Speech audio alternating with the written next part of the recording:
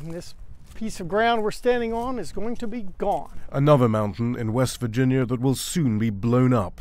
Just a few hundred meters from the Kanawha State Forest in the Appalachian Mountains, the barren depressions created by mining companies searching for coal. What we're seeing here is going to be taken down to near that level. But in recent months, several banks have announced they will no longer lend money for the detonation of mountaintops. Paul Corbett-Brown appears to have scared them off.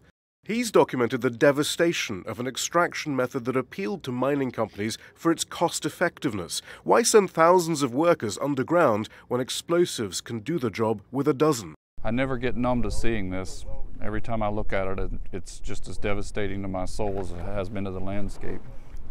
Even by normal industry standards, mountaintop removal is a particularly dangerous form of mining. Toxic dust billows into neighboring communities after the explosions. Heavy metals leach into nearby water sources as the detonated layers of rock are pushed into nearby hills and valleys.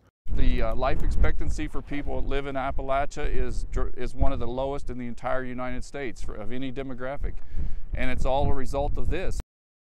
It's information that Corbett-Brown took to the shareholders' meetings of several banks after environmental groups managed to get him proxy attendance rights from sympathetic shareholders.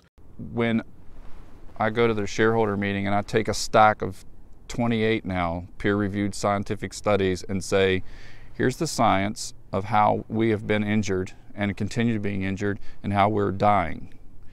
Now, always, the history has shown that the science shows up first and then the lawyers are right behind it.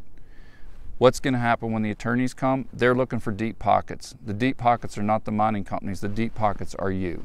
How much risk of this are you willing to take? The strategy is especially effective as the coal industry comes under threat from climate change regulation, alternative fuel sources, and an invigorated share divestment movement. Every time another bank gets out of this, the other banks look at them and say, if it's too big of a risk for them, maybe it's too big for us.